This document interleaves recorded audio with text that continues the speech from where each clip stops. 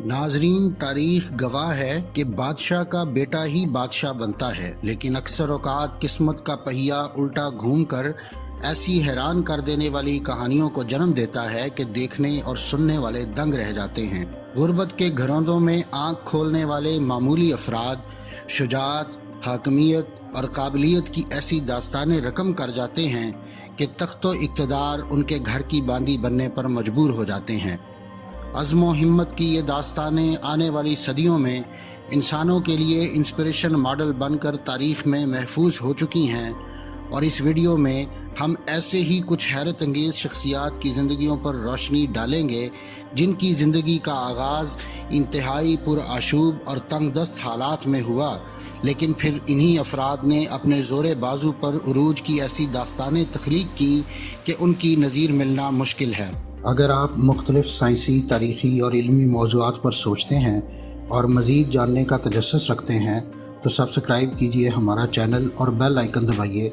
تاکہ ان موضوعات پر تیار کی گئی ہماری ویڈیوز آپ کو فوری مل سکیں۔ ناظرین، تاریخ میں بہت کم ایسے افراد ہیں جنہیں غربت کی پستی اور امیری کی معراج پر زندگی گزارنے کا موقع میسر آیا۔ انہی معجزاتی شخصیات میں 13ویں صدی میں بلغاریہ میں پیدا ہونے والا ایک کسان آئیویلو دا کیبج بھی شامل تھا، جس کی زندگی کی کہانی نے یہ ثابت کیا کہ اگر ہمت اور قسمت ساتھ دے تو فقیر سے بادشاہی تک کا سفر انسان کے لیے ذرہ بھر مشکل نہیں۔ اس باہمت انسان نے بیک وقت جمع مردی سے مقابلہ کرتے ہوئے نہ صرف منگول جارحیت کا راستہ روکا بلکہ بازنطینی ریاست کی چیرہ دستیوں کے لیے سیسا پلائی دیوار ثابت ہوا، جو غربت میں ڈوبے ماضی کی وجہ سے اسے کیبج کہہ کر تذلیل کرتے تھے۔ اس بہادر کسان نے اشرافیہ سے بھرپور انتقام یوں لیا کہ نہ صرف اس نے بلغاریہ کے حکمران کو میدان جنگ میں شکست دی بلکہ اس کی بیوہ کے ساتھ شادی بھی کی، لیکن پھر بھی بلغاریہ کے زرعی انقلاب اور بغاوت کا یہ استعارہ دنیا کے افق پر اس طرح نہ جگمگا سکا جس کا یہ حقدار تھا۔ 13ویں صدی جب غربت و افلاس یورپ کے ہر شہر و ملک میں بکثرت ملتی تھی، ایسے ہی پریشان کن حالات میں آئیویلو دا کیبج کی پیدائش ایک انتہائی غریب گھرانے میں ہوئی۔ اس کا بچپن بھی افلاس کے گھرونوں میں گزرا، جہاں کھیتوں میں سارا دن کام کر کے پیٹ بھرنے کے لیے بمشکل 2 وقت ہی روٹی میسر آتی تھی۔ لیکن ان حالات نے آئیویلو دا کیبج کو ایسا سخت جان اور جواں مرد بنا دیا کہ ناکامی کا خوف اس کے دل میں باقی نہیں رہا، کیونکہ جیت یا کامیابی کے علاوہ زندگی کا کوئی وجود ممکن نہیں تھا۔ اس قدر عاجزانہ اور غریبانہ ابتدا کے باوجود آئیویلو کے دماغ میں اس کا مقصد اور منزل واضح تھی، اور اس نے مذہب کی بنیاد پر ایسے فیصلے اور قوانین وضع کیے جس نے اس کے تابناک مستقبل اور کامیابیوں کی داغ بیل کو مضبوط بناتے ہوئے بلغاریہ کو اس کے تمام مسائل سے نجات بھی دلوائی۔ 13ویں صدی میں بلغاریہ قدرتی آفات و مشکلات جیسا کہ وبائی بیماریاں، غربت، قحط اور لوٹ مار کے ماحول کے بھنور میں بری طرح دھس چکا تھا۔ یہ مسائل اس زمانے میں قوموں کا صفایا کرنے میں کوئی کسر باقی نہیں چھوڑتے تھے، لیکن ان سب سے بڑھ کر خطرہ منگول حملہ آور تھے، جو شہر کے شہر صفا ہستی سے مٹا کر کھوپڑیوں کے مینار بنانے میں ملکہ رکھتے تھے۔ ان بے رحم قاتلوں کی چھاپہ مار کارروائیوں کے سامنے بلغاریہ کی اشرافیہ بالکل بے بس نظر آتی تھی، جبکہ جنوب میں رومی سلطنت کی جانب سے بلغاریہ عوام کا سکون اور امن و امان کی فضا برباد کرنے کے لیے ہنگامی کارروائیاں روز کا معمول تھیں۔ لیکن اس کے مداوے کے لیے حکمران طبقے کی جانب سے کسی کوشش یا عملی اقدام کے نہ ہونے سے عوام کے غم و غصے اور تکلیف میں روز بروز اضافہ ہو رہا تھا۔ انہی حالات نے آئیویلو کے صبر کا پیمانہ بھی لبریز کر دیا، جس پر اس نے بس اب مزید ظلم برداشت نہیں کا نعرہ لگاتے ہوئے کہا کہ اگر اشرافیہ بلغاریہ عوام کے تحفظ کے لیے کچھ نہیں کر سکتی تو پھر وہ خود میدان میں آئے گا۔ آئیویلو دا کیبج اپنے خداداد کرشمے اور مضبوط قوت ارادی کے ساتھ آسمانی طاقت کے ساتھ مسلسل رابطے رکھنے والے دعووں کی وجہ سے اب صرف ایک عام کسان نہیں تھا، بلکہ ساتھ ہی ساتھ بلغاریہ کے دیہی علاقوں میں رہنے والے متاثرہ افراد کی بڑی تعداد اس کے پیروکاروں میں شامل ہوتی گئی۔ جو منگول حملہ آوروں کی چھاپہ مار کارروائیوں میں بری طرح پس چکی تھی۔ ان پیروکاروں نے آئیویلو دی کیبج کو اپنے لیے مددگار اور مقدس مسیحا مان لیا، جسے 1277 عیسوی میں براہ راست خدا نے ان کی مدد کے لیے تعینات کیا تھا، اور یہ وقت باتوں کو حقیقت میں بدلنے کا بالکل صحیح وقت تھا۔ آئیویلو دی کیبج نے نا تجربہ کار، تھکے ہارے اور غربت کے مارے پسماندہ کسانوں کو اکٹھا کر کے منگول حملہ آوروں پر ایسے تابڑ توڑ حملے کیے کہ دیکھنے اور سننے والے دنگ رہ گئے۔ شہروں کو تاراج کرنے والے سفاک منگول ان کسانوں کے سامنے بھیگی بلی بنے نظر آئے، اور اسی سال موسم خزاں سے پہلے بلغاریہ کے تمام علاقے منگول حملہ آوروں کے قبضے سے چھڑوا لیے گئے۔ اس باغی لیڈر، جسے اشرافیہ سے تعلق نہ رکھنے اور غریب گھرانے کا چشم و چراغ ہونے پر اس کے ہم وطن کم تر سمجھتے ہوئے کیبج یعنی بند گوبھی کہہ کر پکارتے تھے، اسے بھی حقیقی بادشاہ ماننے پر مجبور ہو گئے، کیونکہ عوام میں اس کی مقبولیت ایک مسیحا کے طور پر دن بدن مضبوط ہو رہی تھی، کیونکہ بلغاریہ پر حکومت کرنے والے اصل حکمران ٹسار کانسٹنٹائن نے عوام کو منگول آدھی کی تباہ کاریوں سے تحفظ کے لیے ایک انگلی بھی اٹھانا گوارا نہیں کی تھی، جس پر عوام کا غیظ و غصہ بھی دیدنی تھا، اور آئیویلو دی کیبج کی پوزیشن مستحکم ہو رہی تھی۔ ایک غریب اور مفلوق الحال کسان کی مقبولیت کا یہ عالم سست بادشاہ ٹسار کانسٹنٹائن کو برداشت نہ ہوا، اور اسی برس کے اختتام پر اس نے آئیویلو کے خلاف محاذ رائی کے لیے میدان جنگ میں شاہی لشکر کی خود قیادت کی، تاکہ اس بغاوت کا خاتمہ کرتے ہوئے عوام کے مسیحا کو کیفر کردار تک پہنچایا جائے اور حکمران خاندان کا رعب و دبدبہ برقرار رکھا جائے۔ لیکن ٹسار کانسٹنٹائن شاید پہلا آدمی نہیں تھا جس نے آئیویلو دی کیبج کی طاقت اور قوت کا غلط اندازہ لگاتے ہوئے اس کی کسانوں پر مبنی فوج کو کمتر سمجھا، جو سفاک منگول حملہ آوروں سے لڑتی اتنی ماہر ہو چکی تھی کہ اس نے شاہی فوج میدان جنگ میں ڈرامائی انداز میں شکست فاش سے دوچار کیا، اور آئیویلو نے میدان جنگ میں ٹسار کو موت کے گھاٹ اتار دیا، جو ایک سنہری بگھی پر سوار خود کو ہر قسم کے خطرے سے محفوظ تصور کر رہا تھا۔ جب شاہی فوج نے اپنے لیڈر کی لاش کو خون میں لت پت دیکھا تو کچھ ہی دیر میں شاہی فوج نے وفاداری تبدیل کر لی اور باقی ماندہ فوج آئیویلو کے جھنڈے تلے جمع ہو گئی۔ یوں آئیویلو کا تسلط بلغاریہ کے دیگر شہروں پر ہونا شروع ہو گیا، اور کچھ ہی وقت میں شاہی خاندان کی حکمرانی صرف دارالحکومت ٹارنو تک محدود رہ گئی، جہاں ہلاک ہونے والے ٹسار حکمران کی بیوی ملکہ ماریا حکومت کر رہی تھی۔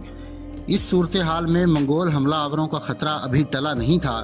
کیونکہ وہ وقتاً فوقتاً حملہ آور ہوتے رہتے تھے، جبکہ جنوب میں بازنطینی حکمرانوں کی چالیں بھی جاری تھیں، اور شہنشاہ مائیکل ہشتم نے اپنے محکوم اور تابع ٹسار حکمران کو بلغاریہ پر قابض کروا کر اسے ہتھیانے کی سازش بنائی، تاکہ اپنے ہمسایہ ملک کو زیادہ سے زیادہ اپنے تسلط میں لایا جا سکے۔ اور اس مقصد کے لیے بازنطینی ریاست نے جس شخص کا انتخاب کیا وہ بلغاریہ کے سابق حکمران کا فرزند آئیوین تھا، جو اس وقت بازنطین میں مقیم تھا۔ اپنے مقصد کو عملی جامہ پہنانے اور اتحاد کو مضبوط بنانے کے لیے شہنشاہ مائیکل ہشتم نے اپنی بیٹی کی شادی آئیوین سے کر دی، تاکہ دونوں خاندان خونی رشتوں میں بھی بندھ جائیں۔ بازنطینی شہزادی کے ساتھ شادی اور بازنطینی ریاست کی حمایت اور تعاون کی یقین دہانی کے بعد آئیوین نے بلغاریہ کے حاکم ہونے کا دعویٰ کر دیا، اور بلغاریہ کی اشرافیہ میں شامل افراد کی سپورٹ جیتنے کے لیے قیمتی تحائف کے ساتھ بازنطین سے بلغاریہ روانہ ہوا۔ ساتھ ہی منگولوں کو بلغاریہ کے شمال میں دوبارہ چھاپہ مار حملے اور کارروائیاں شروع کرنے کے لیے اکسایا۔ آئیوین نے دارالحکومت ٹارنو کی جانب اپنا وفد بھیجا، جس کا مقصد بیوہ ملکہ ماریا کو تخت چھوڑنے پر رضامند کرنا تھا، جو اس وقت آئیویلو دی کیبج کی فوجوں کی جانب سے محاصرے میں موجود تھی۔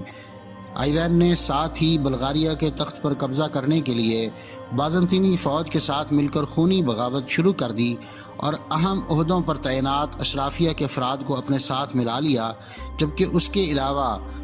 انہوں نے سرحد کے دیہی علاقوں میں منگول فوج کے حملے بھی شروع کرا دیے، تاکہ محصور بیوہ ملکہ کے اقتدار کو حتی الامکان حد تک کمزور کیا جا سکے۔ یہ تمام صورتحال آئیویلو دی کیبج کے لیے زیادہ حوصلہ افزا نہیں تھی، جس نے ایک دفعہ پھر اپنی طاقت کا جادو دکھایا، اور دشمنوں پر واضح کیا کہ اسے کمتر سمجھنا سنگین غلطی تھی۔ وقت کی روش نے ایسے حالات پیدا کر دیے کہ ملکہ ماریا نے بغاوتوں پر قابو پانے کے لیے اپنے خاوند کے قاتل آئیویلو دی کیبج کو اس شرط پر شادی کی پیشکش کر دی کہ مستقبل میں اقتدار اس کی اولاد کے پاس رہے گا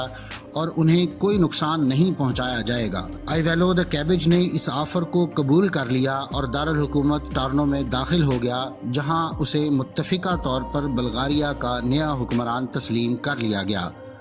آئیویلو کی یہ خوشی زیادہ طویل عرصے تک قائم نہ رہ سکی اور اس کے نئے مخالفین نے فوری طور پر بلغاریہ کا امن و سکون برباد کرنے کے لیے حملوں میں تیزی شروع کر دی۔ اپنے اقتدار کے تحفظ کے لیے آئیویلو نے بازنطین فوجوں کے خلاف مسلح جدوجہد کی خود قیادت کرتے ہوئے وسائل اور فوج کی کمی کے باوجود حیرت انگیز فتوحات حاصل کیں اور منگول کے قہر سے چھوٹے شہروں اور دیہاتوں کو نجات دلائی اور لوٹ مار کے سلسلے کو ختم کیا، اور پھر بازنطینی فوج کے ساتھ مقابلے پر توجہ مرکوز کی۔ آئیویلو دی کیبج کا اس وقت جس فوج کے ساتھ سامنا تھا وہ صرف چھاپہ مار لٹیروں پر مشتمل نہیں تھی، چنانچہ جنگ کے دوران آئیویلو ڈرسٹار نامی قلعے میں کئی مہینوں کے لیے محصور ہو کر رہ گیا۔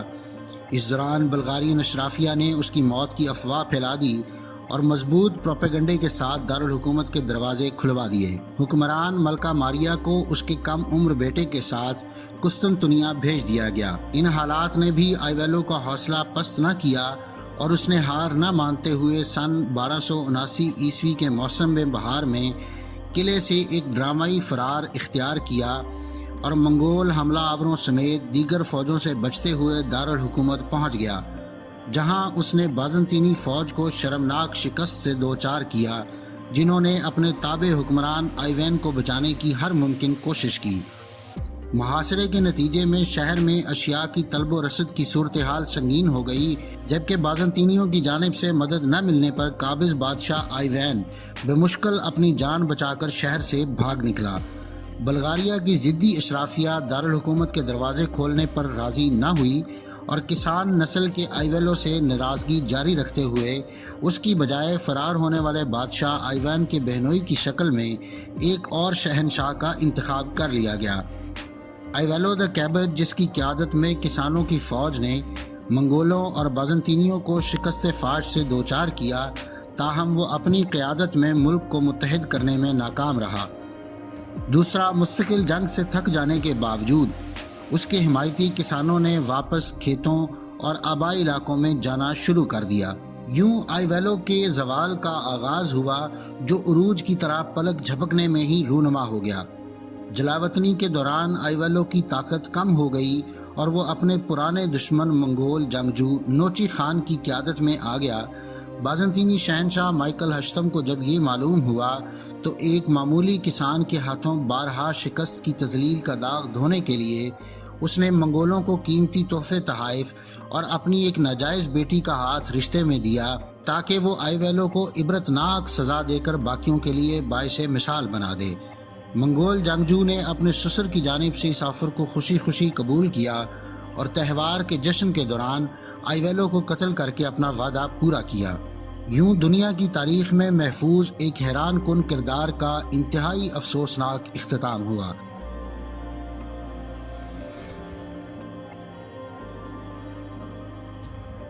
ناظرین، غلامی کی زندگی سے فرار ہو کر روئے زمین کا سب سے طاقتور آدمی بننے والے ایک بیچارے کسان باسل کی زندگی شاید کوئی افسانوی کہانی یا ہالی ووڈ کی فلم کے پلاٹ کی طرح لگتی ہے، لیکن پھر بھی یہ حقیقت پر مبنی ہے۔ طاقت کے آسمان پر باسل کا پہنچ جانا اس بات کا مظہر ہے کہ کس طرح بے لوث محنت، اقتدار کے حصول کی منصوبہ بندی اور سراسر بے رحمی کا مظاہرہ انسان کو نئے اعزازات دلوا سکتا ہے، حالانکہ اس کا آغاز نہایت نچلے ہی درجے سے کیوں نہ ہو۔ ایک مہربان پراسرار خاتون کی طرف سے خوش قسمتی کی بدولت نوجوان باسل نے ایک صاحب اقتدار شہنشاہ کی نظر کرم اور دوستی حاصل کی، اور پھر اس کی محبوبہ کے ساتھ شادی کا قصہ، اپنے دوست اور گود لینے والے باپ کا شفاق قتل، اور پھر اس کے تخت پر قبضہ۔ یہ تمام واقعات اگرچہ زیادہ خوشگوار نہیں لگتے، لیکن اس حقیقت کی مثال ہے کہ جلن، نفرت اور ارادے کی پختگی انسان کو عروج کی تابناکی تک پہنچا سکتی ہے، اور یہی نہیں، اس کی آنے والی نسلیں بھی دنیا کی تاریخ میں طویل عرصے تک حکمرانی کرنے والے خاندانوں کی فہرست میں شامل ہو سکتی ہیں۔ ناظرین، 811 عیسوی میں بازنطینی ریاست کے صوبے مقدونیہ کی کسان فیملی میں پیدا ہونے والے باسل کو صرف 2 برس کی عمر میں بلغاریہ کے حکمران خان کرم نے پورے خاندان کے ساتھ پکڑ کر غلام بنا لیا۔ زندگی کے آغاز پر ایسی مصیبت کسی بھی بچے کی پرورش اور کردار سازی کو تار تار کر سکتی تھی، کیونکہ اس کی آئندہ زندگی صرف تشدد سہنے اور آقاؤں کی خدمت پر صرف ہوتی۔ ایسے حالات کے شکار باسل کی زندگی کی کایا اس وقت پلٹی جب 25 برس کی عمر میں باسل نے کچھ ساتھی غلاموں کے ساتھ غلامی کی زندگی سے فرار اختیار کی اور سرحدی صوبے تھریس کی زمینوں پر پناہ لے لی، جہاں بازنطینی حکمرانوں کا راج تھا۔ غربت، بھوک کے مارے اور خاندان سے تن تنہا باسل کی زندگی کٹھن تھی اور اس کا خاتمہ گمنامی کے اندھیروں میں ہونا یقینی تھا، لیکن قسمت کی دیوی دوبارہ مہربان ہوئی اور اس نے ایک ایسے شخص کے ہاں ملازمت حاصل کی جس کے تعلقات شاہی خاندان اور اشرافیہ کے ساتھ تھے، اور یہیں کام کرتے ہوئے اشرافیہ کی ایک ہائی کلاس بیوہ خاتون سے اس کی شناسائی ہوئی، جس نے اس کی سرپرستی کرتے ہوئے اسے اقتدار کے حلقوں میں داخل کروا دیا، جس سے دیگر عہدیداروں کی نظر باسل پر پڑنا شروع ہو گئی۔ لیکن اس کا سب سے فائدہ مند تعلق ایک کشتی کے مقابلے کے دوران بنا۔ اپنی خداداد طاقت کی بدولت باسل بطور پہلوان خاصی شہرت حاصل کر چکا تھا، اور شہرت کے اسی نشے میں باسل نے بلغاریہ سے تعلق رکھنے والے چیمپئن پہلوان کو لڑنے کا چیلنج کر ڈالا، جس پر اسے ماضی میں بلغارین حکمران کے غاصبانہ رویے کی وجہ سے پہلے ہی بہت غصہ تھا۔ ایک بڑے مجمع کے سامنے ہونے والی کشتی کی لڑائی میں باسل نے بلغارین پہلوان کو شکست سے دوچار کر کے بازنطین کے قومی ہیرو کا درجہ حاصل کر لیا، اور اسی لڑائی کے دوران بازنطینی حکمران شہنشاہ مائیکل کی نظر باسل پر پڑی، جس نے اس سے خوش ہو کر اسے اپنے باڈی گارڈ کے طور پر ساتھ رکھ لیا، جس نے رفتہ رفتہ شہنشاہ مائیکل کے اعتماد یافتہ ساتھی اور قریبی دوست کا مقام بھی حاصل کر لیا۔ اسی دوستی کو مزید گہرا کرنے کے لیے شہنشاہ مائیکل نے اپنی پسندیدہ محبوبہ سے اس کی شادی کروا دی۔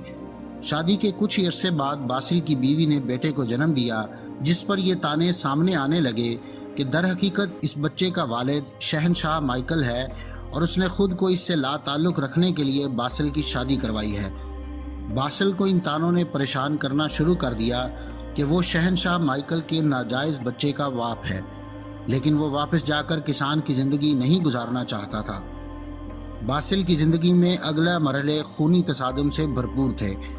کہا جاتا ہے کہ باسل نے شہنشاہ مائیکل کے ایک قریبی رشتہ دار سے ساز باز کر کے اسے اقتدار سے ہٹانے کا پروگرام ترتیب دیا، لیکن اس منصوبے پر عمل سے پہلے ہی سارا پروگرام ناکام ہو گیا، اور شہنشاہ مائیکل نے باسل کے ہاتھوں ہی اپنے چچا کو عبرتناک موت کی سزا دلوائی، اور یوں شاہی خاندان میں باسل کا مقام اور پوزیشن مزید پختہ ہوتی چلی گئی۔ شہنشاہ مائیکل نے باسل کو اپنا بیٹا بنا لیا، اور وفاداری کے بدلے میں اسے شہنشاہ کے معاون کے عہدے پر بھی تعینات کر دیا گیا، اور یہیں سے باسل کے دل میں حکمرانی پر قبضے کی خواہش نے جنم لیا، جس سے وہ اب صرف ایک قدم کے فاصلے پر تھا۔ آپ اسے شہنشاہ مائیکل کی کم عقلی کہہ لیں یا باسل پر حد سے زیادہ اعتماد،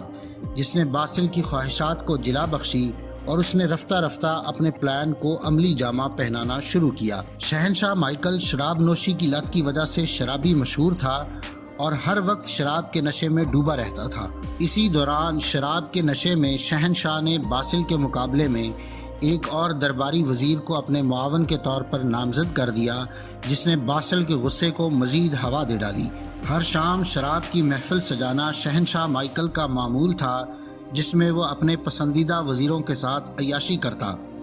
ایسی ہی ایک تقریب میں جب باسل کو شرکت سے منع کر دیا گیا تو اس نے آخری چال چلنے کا منصوبہ بنایا۔ محفل کے اختتام پر باسل نے اپنے ساتھیوں کے ساتھ مل کر شہنشاہ اور اس کے ساتھی معاونوں کو انتہائی بے دردی سے قتل کر دیا اور بزور طاقت حکمرانی پر قبضہ کر لیا۔ بازنطینی عوام اور اشرافیہ جو شہنشاہ مائیکل کے نشے میں دھت رہنے والی عادت سے نہایت پریشان تھے، انہوں نے باسل کو کھلے دل کے ساتھ خوش آمدید کہا۔ باسل اگرچہ جس نے اقتدار دھوکے، چال بازیوں اور دیگر کینہ پرور کارروائیوں کی بدولت حاصل کیا تھا، اس کے بارے میں گمان یہی تھا کہ وہ سمجھدار ثابت ہوگا، لیکن باسل نے اپنی خداداد صلاحیتوں کے بل بوتے پر ان تمام دعووں کو غلط ثابت کیا اور اس کے اقتدار کے 19 برس بازنطینی حکومت کی تاریخ کے سنہری دور میں شمار ہوتے ہیں۔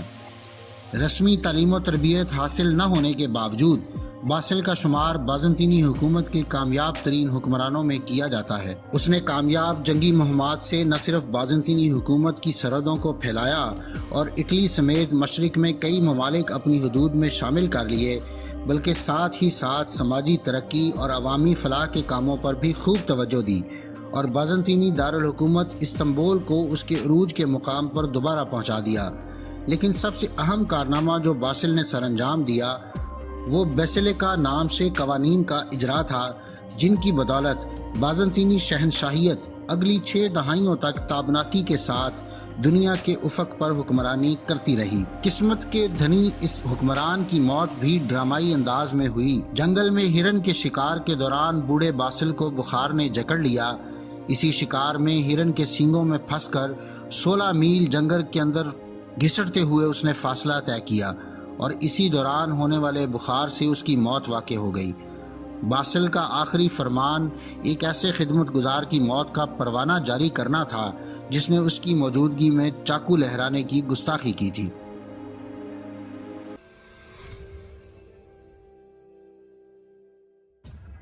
ناظرین، بادشاہی کا تاج یا القاب بعض اوقات محض نمائشی حیثیت رکھتے ہیں اور طاقت کا حقیقی محور یا سرچشمہ تاج کے پیچھے پنہاں کوئی اور قوت ہوتی ہے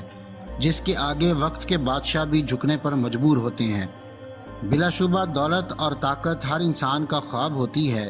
اور بلند نظر افراد شہرت اور مقام کی جانب دل و جان سے راغب ہوتے ہیں، لیکن تاریخ میں کچھ کردار ایسے بھی ہوتے ہیں جو پس منظر میں رہ کر حکومت کرنے کو ترجیح دیتے ہیں،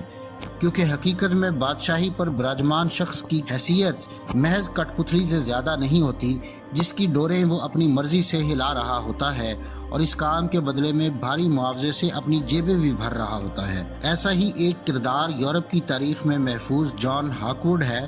جو کرائے کے قاتلوں پر مشتمل ایسی وحشیانہ فوج کا سربراہ تھا جس نے ان پڑھ اور غربت میں آنکھ کھولنے کے باوجود کامیابی کی حیران کن داستانیں رقم کی۔ غربت میں آنکھ کھولنے اور ناخواندہ ہونے کے باوجود وہ ایک ایسی بڑی دولت جمع کرنے میں کامیاب ہوا جس کی نظیر ملنا مشکل ہے۔ اس جوان مرد نے کئی دہائیوں کی وحشیانہ جنگ میں بے پناہ دولت اور اثر و رسوخ اپنی طاقت اور صلاحیتوں کے بل بوتے پر حاصل کیا تھا۔ اس نے معاوضے کے عوض لڑنے والے گروپس میں ایک ایسا منفرد مقام حاصل کیا جس کی مثال قرون وسطیٰ کے یورپ میں کم ہی ملتی ہے۔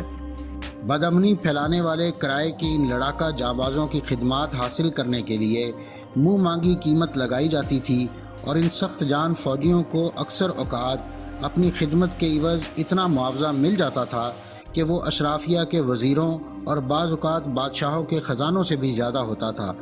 اور ان کی دولت و طاقت حکمرانوں سے بھی کئی گنا زیادہ ہو جاتی تھی، اور بادشاہ بھی اس کا صرف خواب میں تصور کر سکتے تھے۔ سلطنتوں کے عروج و زوال اور لڑائیوں کے نہ ختم ہونے والے دور میں یہ لڑاکا گروپس اپنے مستقبل کا فیصلہ خود کرتے تھے کہ انہوں نے میدان جنگ میں کس فریق کا ساتھ دینا ہے اور کسے فتح یاب کروانا ہے۔ جان ہاک ووڈ نہ تو کوئی غلام تھا، نہ اس کی پیدائش کسی کسان گھرانے میں ہوئی، بلکہ اس کی پیدائش و پرورش برطانیہ کے ایک گاؤں میں 1323 کے لگ بھگ غیر معمولی حالات میں ہوئی تھی۔ اس کے والدین عام دیہاتی تھے اور اسے جوانی تک پہنچتے ہوئے اپنے مستقبل، مشکلات یا حالات کا کچھ اندازہ نہیں تھا، بلکہ سب کچھ حالات کے دھارے کے مطابق چل رہا تھا۔ شاید اس میں تعجب کی کوئی بات نہیں کہ بھوک، غربت اور دیگر مشکلات سے بچنے کے لیے اس نے آگے بڑھنے کا فیصلہ کیا، کیونکہ اسے حالات کے نہ بدلنے کا اندازہ ہو گیا تھا۔ چنانچہ اس نے اپنا گاؤں چھوڑا اور لندن پہنچ کر درزی کا کام سیکھنا شروع کر دیا، لیکن اس کام میں اس کا دل نہ لگا اور اس نے انگلش فوج میں شمولیت اختیار کی اور فرانس کے محاذ جنگ پر چلا گیا۔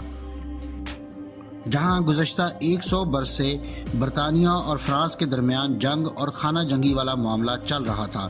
کیونکہ دونوں ملک فرانسیسی تخت پر اپنا قبضہ چاہتے تھے اور کئی دہائیاں اور نسل در نسل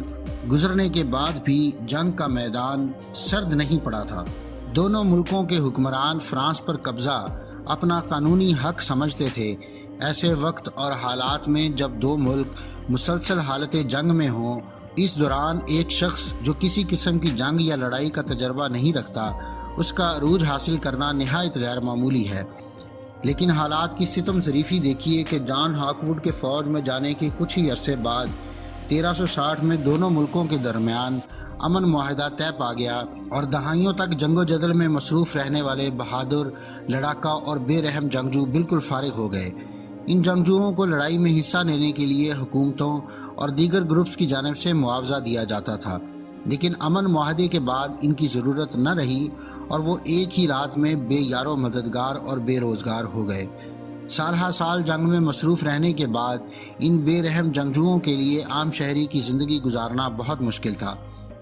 ایسے ہی جنگجوؤں کے ساتھ واپس گھروں کو لوٹنے والا جان ہاک ووڈ بھی انتہائی مایوس کن حالات میں تھا، کیونکہ تاج برطانیہ جن کی خدمت انہوں نے انتہائی دل و جان سے کی تھی، انہیں اب ان جنگجوؤں کے ٹیلنٹ اور مہارت کی ضرورت نہیں تھی۔ چنانچہ ان ماہر لڑاکا جوانوں جو پیشہ ور قاتلوں سے کم نہیں تھے، انہوں نے فرانس واپس جانے سے انکار کر دیا اور چھوٹے چھوٹے ڈکیت گینگز میں تقسیم ہو کر فرانس کے دیہی علاقوں میں لوٹ مار کا سلسلہ شروع کر دیا۔ اس لوٹ مار کے نتیجے میں حاصل ہونے والے سرمایے سے ان کی دولت اور طاقت میں بھی اضافہ ہوتا چلا گیا۔ جلد ہی ان سخت جان قاتلوں کو اندازہ ہوا کہ اگرچہ ان کی صلاحیتوں اور ہنر کی تاج برطانیہ کو ضرورت نہیں، لیکن فرانس کے میدان جنگ میں سیکھی گئی ان کی بے رحم صلاحیت کے دنیا میں قدردان کم نہیں ہے، اور یورپ کے دیگر ممالک میں بھی ابھی ان کی شدید مانگ ہے، جہاں منہ مانگے داموں پر ان کی خدمات حاصل کرنے کے لیے گروپ موجود ہیں۔ ان لڑاکا جنگجوؤں نے خود کو چھوٹے چھوٹے گروپوں میں تقسیم کرتے ہوئے پرائیویٹ آرمی گروپس بنا لیے۔ اس دوران انہیں اندازہ ہوا کہ موت کی تجارت، جس میں انہیں مہارت و ملکہ حاصل ہے، انتہائی قیمتی ہنر ہے جسے منہ مانگے داموں پر خریدنے والوں کی کوئی کمی نہیں، اور اب وہ اپنی شرائط پر موت کی اس جنگ میں حصہ لے سکتے ہیں۔ چنانچہ اگر پورے یورپ میں ان کی ضرورت اور قدردان ہیں تو پھر خود کو کسی بادشاہ یا تخت تک کیوں محدود کریں، جب آپ اپنے لیے لڑ کر سرمایہ، عزت، شہرت اور بادشاہوں جتنی دولت حاصل کر سکتے ہیں۔ چنانچہ جان ہاک ووڈ اور ان کے لڑاکا گروپ کی نظر اٹلی پر جا کر رکی، جہاں متحارب حکومتوں اور جمہوریہ کے درمیان کشمکش کا ماحول تھا اور شہری حکومتیں مسلسل خانہ جنگی کی صورت میں ایک دوسرے سے برسرے پیکار تھیں۔ اقتدار کی اس جنگ میں اپنی سلطنتوں کو برقرار رکھنے کے لیے اٹلی نے کرائے کے قاتلوں پر مبنی ان پیشہ ور کمپنیوں کی خدمات بکثرت تعداد میں حاصل کی، جنہیں وہ اپنے ہم وطن فوجیوں سے زیادہ ترجیح دیتے تھے، کیونکہ ان کے بے رحم قاتلوں کی کسی فرقے یا دھڑے کے ساتھ کوئی وابستگی نہیں تھی اور وہ بے دھڑک ہو کر اپنے آقا کے لیے لڑنے اور مرنے کو ترجیح دیتے تھے۔ قومی وقار یا جذبات کی ان کے ہاں کوئی گنجائش نہیں تھی۔ نہ ختم ہونے والے لڑائی کا یہ میدان جان ہاک ووڈ جیسے کرائے کے قاتلوں کے لیے سنہری میدان تھا، جہاں اس نے دولت، اقتدار اور طاقت ہر چیز دونوں ہاتھوں سے سمیٹی۔ جان ہاک ووڈ اور اس جیسے ہزاروں سابقہ فوجیوں نے اپنی قسمت آزمائی کے لیے جوک در جوک اٹلی اور دیگر شورش زدہ علاقوں کا رخ کیا، جہاں چھوٹے بڑے گروپوں پر مبنی اپنی اپنی لڑاکا کمپنیاں تشکیل دیں۔ ان افراد کی خدمات حاصل کرنے کے لیے خریداروں کی لمبی لائن منہ مانگا معاوضہ ادا کرنے کے لیے تیار تھیں، کیونکہ سال ہا سال میدان جنگ میں گزرے وقت نے انہیں سنگ دل اور بے رحم جنگجو بنا دیا تھا، جو پیسے کے لیے جان لینے یا دینے سے ذرہ بھر نہیں ہچکچاتے تھے۔ میدان جنگ کے آزمائے یہ سفاک جنگجو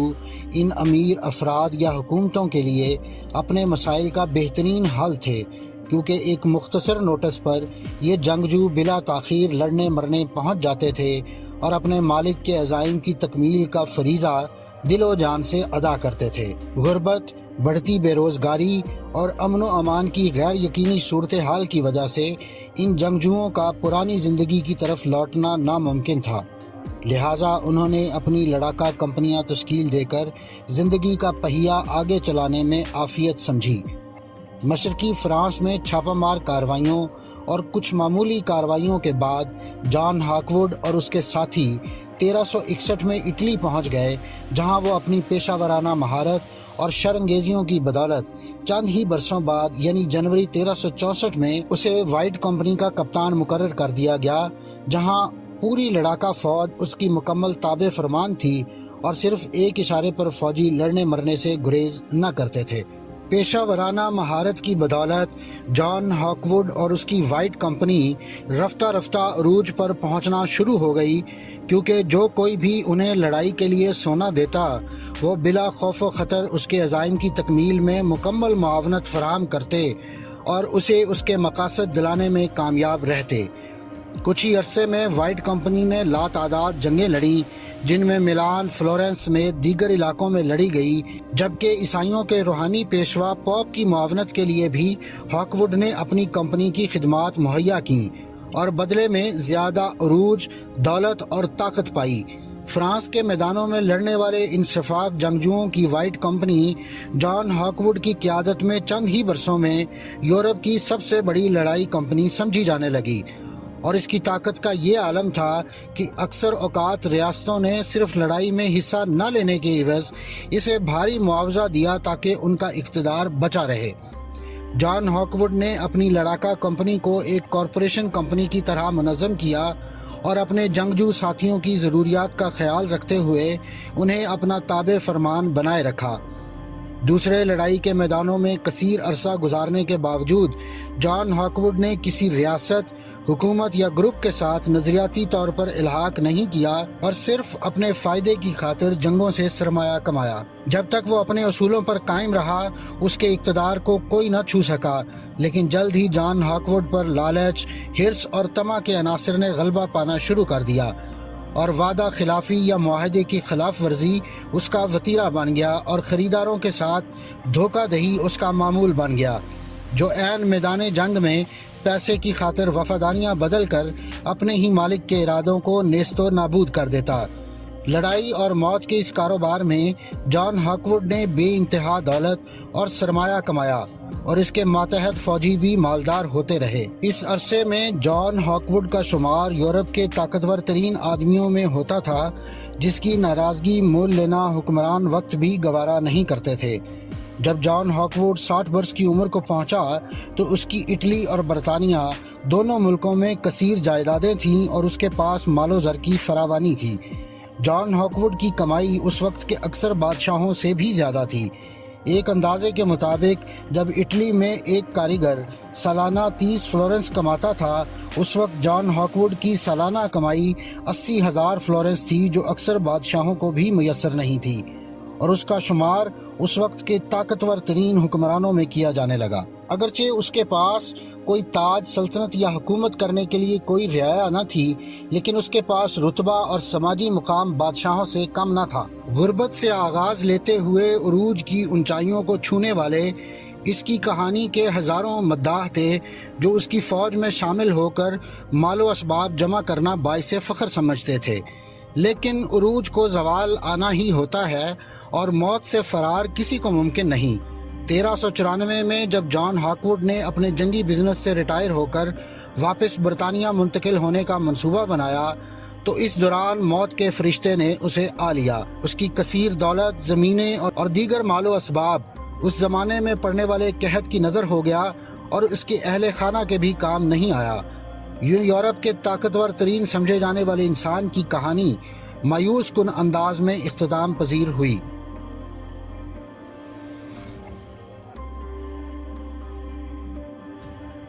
ناظرین، کہتے ہیں کہ قدرت کا نظام ضرورت کے وقت ایسے افراد کو سامنے لے آتا ہے جو اپنا کردار ادا کرتے ہیں۔ یہ کہاوت رومن امپائر کے لیے بہت حد تک درست ثابت ہوئی جب اس کے زوال کو ڈیکلیشن نامی بادشاہ نے روک دیا۔ یہ ایک کسان کا بیٹا تھا جس نے انتہائی غربت اور مشکل حالات میں اپنا بچپن گزارا، مگر اپنی مضبوط شخصیت اور بہترین انتظامی صلاحیتوں کے باعث دنیا کی سب سے بڑی مملکت پر حکومت کی۔ اپنے 21 سالہ دور حکومت میں اس نے نہ صرف رومن سلطنت کی عظمت رفتہ کو بحال کیا بلکہ رومن سلطنت کی سرحدیں مزید پھیلائیں۔ ناظرین، ڈیکلیشن کی پیدائش کروشیا کے علاقے میں ہوئی، اگرچہ اس کے بچپن کے ابتدائی حالات کے بارے میں زیادہ معلومات میسر نہیں ہیں۔ اوائل جوانی میں وہ رومن فوج میں بھرتی ہو گیا، کیونکہ اس وقت یہ بات عام تھی کہ اگر آپ دلیر ہیں اور قسمت آپ کے ساتھ ہے تو فوج میں بڑے سے بڑا عہدہ آپ کا منتظر ہے، اور ظاہر ہے کہ طاقت اور اختیار حاصل کرنے کے لیے غریب گھرانوں کے نوجوانوں میں فوج میں جانے کی بڑی خواہش تھی۔ ڈائیکلیشن نے بھی فوج میں خوب محنت کی اور اپنی قابلیت کی بنا پر ترقی کی منازل طے کرتا گیا، یہاں تک کہ اس کی مہارت اور قابلیت کی خبر اس وقت کے رومن شہنشاہ کارس تک بھی پہنچی، جس نے اس کی بہادری اور قابلیت کی قدر کرتے ہوئے اسے شاہی حفاظتی دستے کا نگران بنا دیا۔ ناظرین، یہ اس دور میں ایک نہایت اہم عہدہ سمجھا جاتا تھا، اور خصوصاً کاروبار حکومت چلانے والے اور ملک کے دیگر اہم افراد سے میل جول کا موقع ملتا تھا۔ اسی بنا پر اس کے اہم افراد سے جو تعلقات بنے ان کا اسے بعد میں بہت فائدہ پہنچا۔ 283 اے ڈی میں ایک ایسا واقعہ پیش آیا جس نے ڈائیکلیشن کی تقدیر بدل دی۔ ہوا کچھ یوں کہ پرشیا پر حملہ کرنے سے چند ماہ پہلے رومن شہنشاہ کارس اچانک مر گیا۔ اس کی موت انتہائی پراسرار حالات میں ہوئی، مگر اب تخت خالی تھا اور یہ حقیقت اس کی موت سے زیادہ اہم تھی۔ اقتدار پر قبضے کے لیے اس کے دونوں بیٹوں میں کشمکش شروع ہو گئی، جس کا اختتام اس فیصلے پر ہوا کہ دونوں مل کر اپنے اپنے طے شدہ حصے پر حکومت کریں گے۔ تاہم ایک حصے پر حکومت کرنے والے ایک بھائی کا دور اقتدار انتہائی مختصر ثابت ہوا اور اسے دوران سفر قتل کر دیا گیا۔ اس کی موت کس کے ہاتھوں اور کیوں ہوئی، یہ مگر ایک راز ہی رہا۔ ایک بار پھر اقتدار کی تبدیلی کا مرحلہ درپیش تھا۔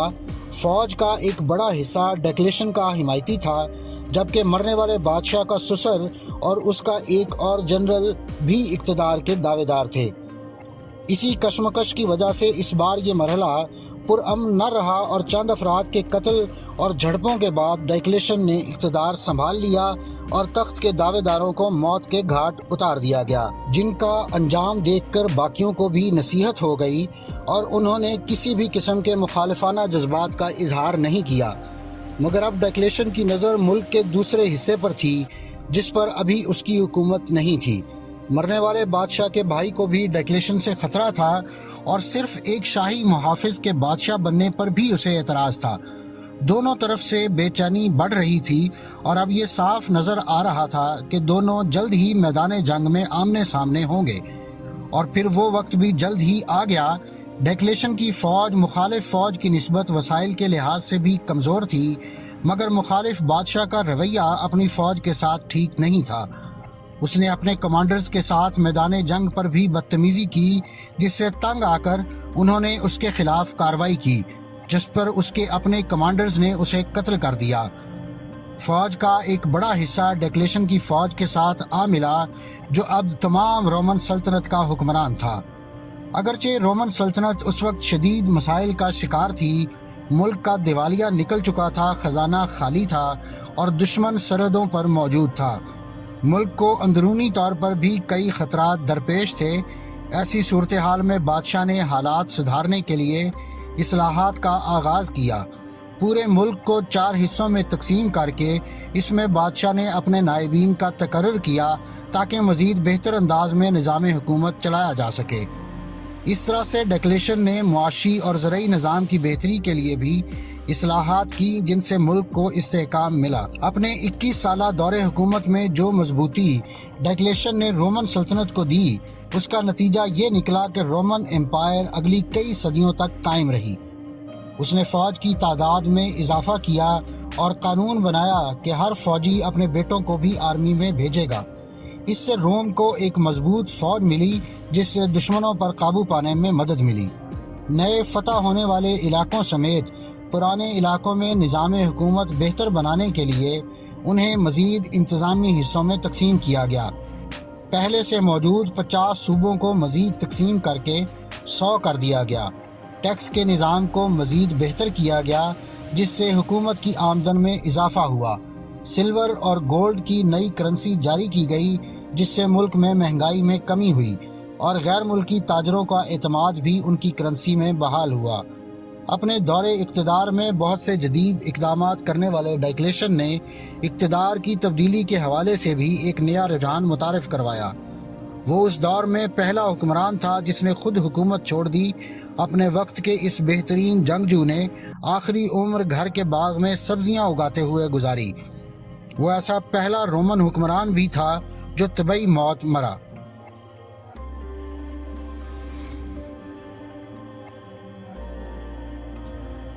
ناظرین، اب ذکر ہے اس شخص کا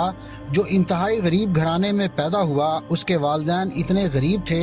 کہ اس کے بہن بھائیوں کو بھوک سے مرنے سے بچانے کے لیے باحیثیت لوگوں کو بیچ دیا گیا۔ یہی مشکل کم نہ تھی کہ اس دور میں شدید قحط پڑ گیا، جس کے دوران وبا بھی پھیل گئی۔ مطلب ہر طرف سے مصیبتوں اور تکلیفوں کا زور تھا، مگر یہ سب اس بچے کے عزم و حوصلے کو نہ توڑ سکا جو بعد ازاں ایک طاقتور ملک کا حکمران بنا، جس نے ناقابل تسخیر منگولوں کو ہرایا اور چین میں 14ویں صدی میں مضبوط منگ ڈائنسٹی کی بنیاد رکھی۔ یہ اس شخص کے عروج و زوال کی داستان ہے جو کبھی زندہ رہنے کے لیے بھیک مانگ کر گزارا کرتا تھا، وہ دنیا کا طاقتور ترین ملک کا حکمران بنا۔ ناظرین، 14ویں صدی میں منگول ایک عذاب کی صورت میں دنیا پر مسلط تھے۔ انہوں نے چین پر بھی حملہ کیا اور کئی لاکھ افراد کو موت کے گھاٹ اتار دیا۔ املاک کو جو نقصان پہنچایا گیا وہ اس کے علاوہ تھا، مگر انہوں نے اسی پر بس نہیں کیا، بلکہ لوٹ کھسوٹ جاری رکھنے کے لیے چین سے ہی ایک کٹ پتلی حکمران کو اقتدار بخش دیا گیا۔ مگر اس کٹ پتلی حکمران کو عوام میں سخت ناپسند کیا جاتا تھا،